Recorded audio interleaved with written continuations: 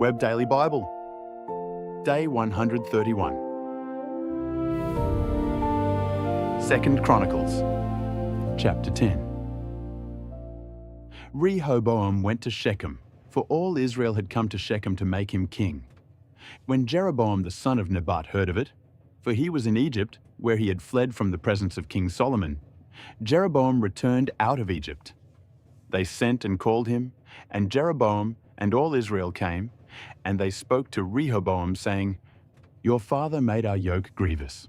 Now therefore make the grievous service of your father and his heavy yoke which he put on us lighter, and we will serve you." He said to them, "Come again to me after 3 days." So the people departed. King Rehoboam took counsel with the old men, who had stood before Solomon his father while he yet lived, saying, "What counsel do you give me about how to answer these people?" They spoke to him, saying, "If you are kind to these people, please them, and speak good words to them, then they will be your servants forever." But he abandoned the counsel of the old men which they had given him, and took counsel with the young men who had grown up with him, who stood before him.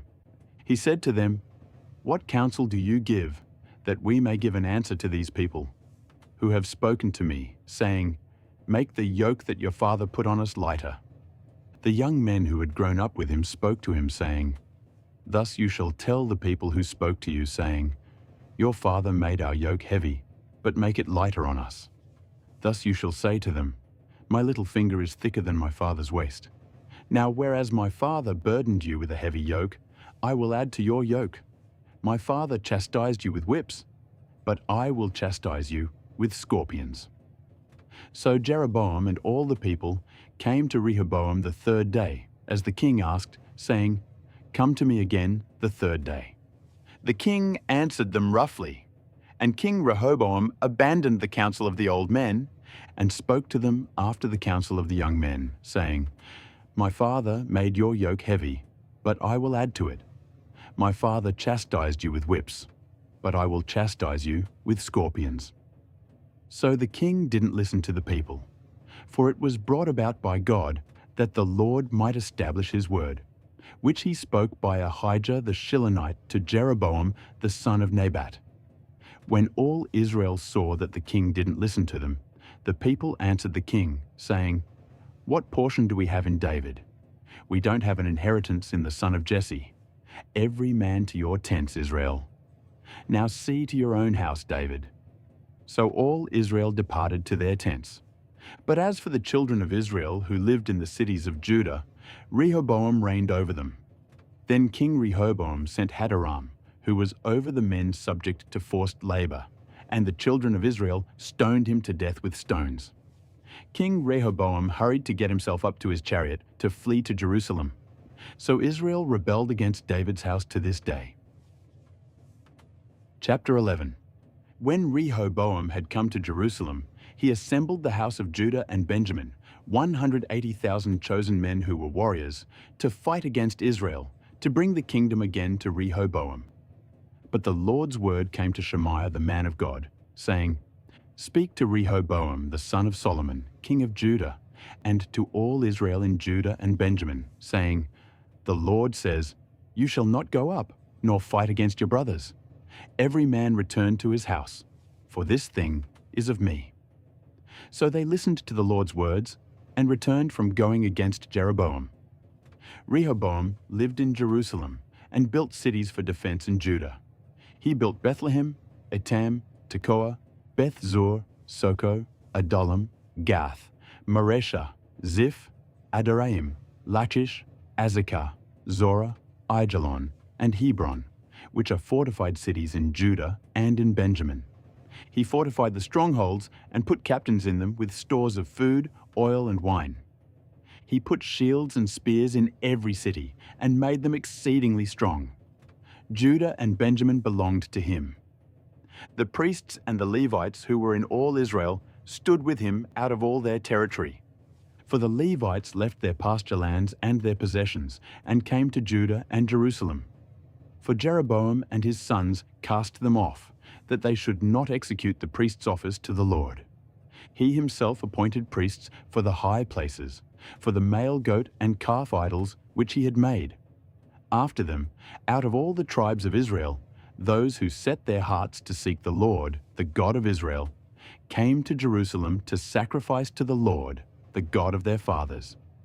So they strengthened the kingdom of Judah and made Rehoboam the son of Solomon strong for 3 years, for they walked 3 years in the way of David and Solomon. Rehoboam took a wife for himself, Mahalath the daughter of Jeremoth the son of David, and of Abihail, the daughter of Eliab the son of Jesse. She bore him sons, Jush, Shemariah, and Zaham. After her, he took Maachah the granddaughter of Absalom, and she bore him Abijah, Attai, Ziza, and Shelomith. Rehoboam loved Maachah the granddaughter of Absalom above all his wives and his concubines. For he took 18 wives and 60 concubines, and became the father of 28 sons and 60 daughters. Rehoboam appointed Abijah the son of Maachah to be chief, the prince among his brothers, for he intended to make him king. He dealt wisely, and dispersed some of his sons throughout all the lands of Judah and Benjamin, to every fortified city. He gave them food in abundance, and he sought many wives for them. Chapter 12. When the kingdom of Rehoboam was established and he was strong, he abandoned the Lord's law and all Israel with him.